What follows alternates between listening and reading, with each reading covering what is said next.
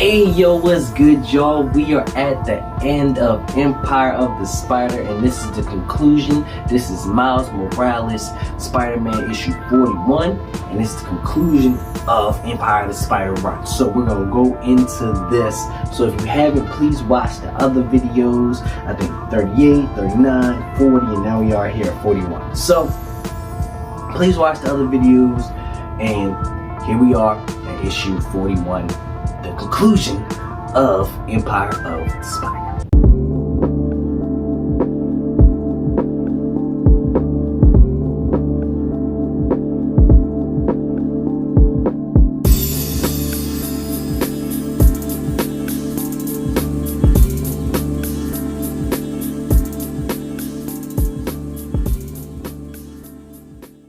Okay y'all, so let's get straight into it. So last time Selene was straight out attacking, trying to take them down for, you know, taking his battery, you feel me? So here we go with Selene taking him out, right?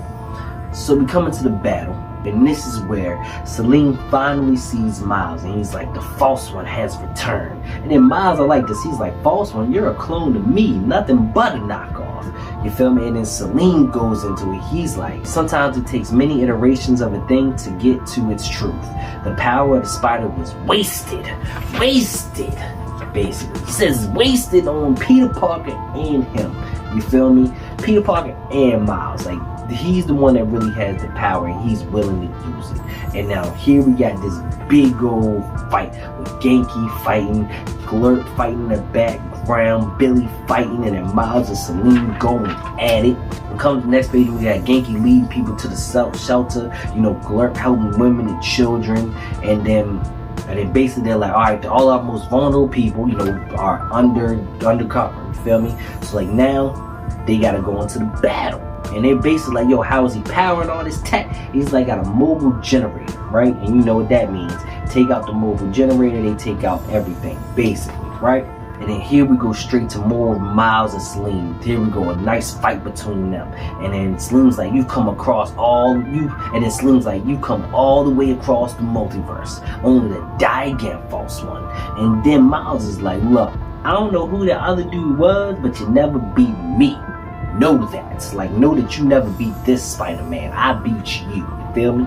And then they're going at it, they're fighting, and he's like tiring already, and Miles like, not even close. He can't be getting tired. You know, that spider serum got that man juiced up.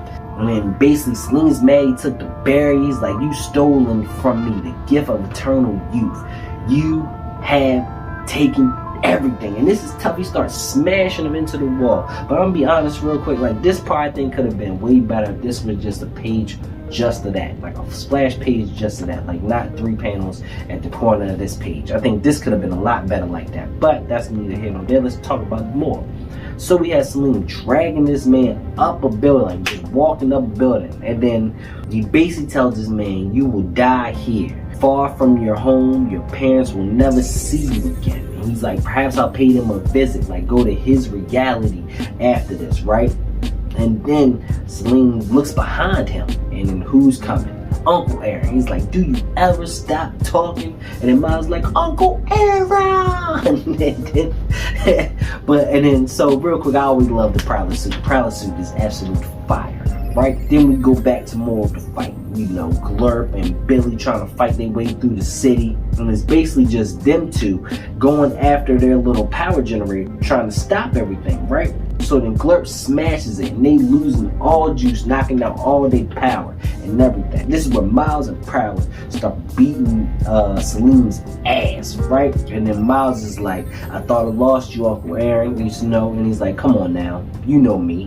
And hard to kill like an unpaid bill. Like, this man is a little corny, but it's kind of funny, right? And then this is where Selene starts coming at him, talking about he knows about unpaid bills, always a day late and $1 short. He basically told him he gave him purpose when he was using him as the battery, right? And then here they go. They start going up against him. This is where they start giving him the hands, right?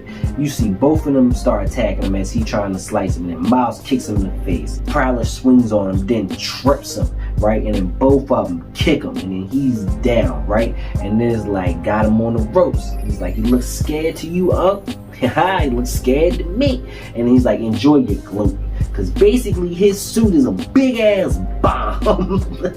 of course the suit's a big ass bomb. He's basically saying, I'm gonna destroy the whole city, I'm taking everybody with me. And then here we come Genki, and then Genki basically takes him up into the sky, sacrificing himself to save everybody, and they die in the sky. We see this universe's Genki die. But remember, our Genki is still alive in our universe, right? This is just another universe Genki. You know, they go to other universes so they can kill off characters and everything, you feel me? And it not really have nothing to do with the main story. So, Genki dies, and then they take out everyone, they basically won. But Billy's like, at what cost, right? And here we go, Billy's basically trying to help everybody deal with the wounded and everything, and then deal with the dead, because you know she's hurting over Genki. She been with Genki this whole time, like she hurting over Genki dying. But this is where Miles basically like, I need to explain to you something. Basically gonna tell her who he is, right? And then so the next day, we have Billy giving this great speech about Genki. Great speech about him, and then here's the part that I wanted to go into where they throw in the great line. And then Billy's like, he always tried to teach us to laugh, even in the middle of war, but he also taught us to take our responsibilities seriously, especially those of us who could fight. With great power there must also come great responsibility. He said that was the lesson that Saloon forgot. He would never explain what he meant by that. And then we go to the next page, right? And he's like, he used to tell me anyone can wear the mask. A monster like Saloon can take the spider and twist it into a symbol of fear. But our visitors and comrades from another world, you know, Miles and Glurp and Uncle Aaron, you feel me, have taught me that it can be a symbol of hope and friendship of community. A reminder that we're all family. That's a symbol worth reclaiming. So this is a new day in Brooklyn. No more war, no more empire. Instead, I'll protect this friendly neighborhood we built against all odds as the spectacular Spider Smasher. And that's, yo, that could be a whole nother story. I'm willing to read a little mini series about Billy being the protector of Brooklyn. You know, I'm willing to read that, and the suit is dope. So then we go on. Glurp actually gets a kiss from old girl, right? You feel me? And then as he's ready to leave, and then basically they figure out a way to harness the energy to send them back. And then so here we go. They're running through the multiverse once again with all these different worlds behind them and everything. And they have finally made it home to Brooklyn. And that is the end of Empire of the Spider, right?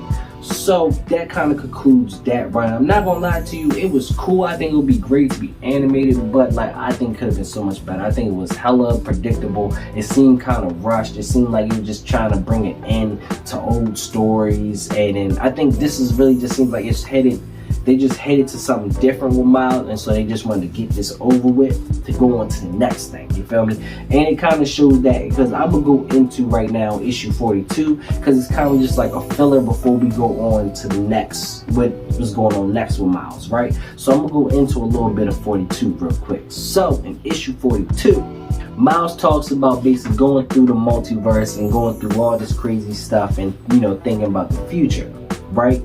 And then so in this, I'm not really gonna go through the whole comic. I'm gonna go through some of the things that I felt like were important, right? So in this, he goes on a date with Starling, which is always dope. And this, he goes on a whole date with Starling, which is always dope, right? And then that date gets interrupted by Rhino, who's basically been trying to stop a person who's been kidnapping kids and basically using experiments to like give them powers and all that. And if you remember, somebody had took Rhino's niece back in like issue 2 of this whole run, you feel me? So Rhino's basically out there, and I don't like how Marvel been using Rhino. They just like, it's like they use him in different books just for weird things, and it never keeps the same consistency. But here they're stopping the Snatcher, who's right here, the Snatcher, who's been stealing the kids, and they basically go up against him and stop him, right? Which leads to, you know, a little moment between Miles and Starling, right? But we go through all that, basically get to the end of this. So at the start of this, he went to go see like a card reader, which goes throughout this whole comic, right? But at the end, he's basically like, the reading got me, Journal. And he's like, I keep asking myself, can we change fate? Do things we do really make a difference? part of me says no. I've seen how massive the multiverse is, seen the forces that move and control it. I talk about having great power, but in the big scheme of things, I know I'm chump change. Just a dude with web shooters out on these Brooklyn streets. Right here, he says, still, I've visited some strange realities, seeing how one decision by one person can make the whole world different. So maybe destiny is real. Maybe there is some cosmic book out there that records all our fates. If so, best believe we're gonna write the pages ourselves. And so basically it just seems like he's gonna, basically be more grounded now, more like not multiversal, but like more just grounded in Brooklyn and trying to help Brooklyn out and be the Spider-Man of Brooklyn. I think that's where they're headed in the new series, because after this, there's going to be a whole new team on Spider-Man, all that, and it's basically going to take Miles into a whole new direction. They're bringing the suit back and everything, so I'm going to be keeping y'all up on that. And so definitely watch all these videos, see what Miles has been through, because now it seems like they're ready to take him through a whole new run. And hopefully we get some new things. I'm hearing he's getting his own villains, he's getting new villains. Like, I think it's going to be tough. So I'm going to keep y'all updated on everything that's keeping up with Miles. So please like the channel, subscribe to the channel, follow me on Instagram, Twitter, everything at Yoga Nerd. All social medias, you can follow me there. And please leave comments, talk to me if there's something you want me to, go through, that you want me to like do a video on, just let me know. So, but thank y'all for watching, and please come back for the next video of Keeping Up with Miles. Peace.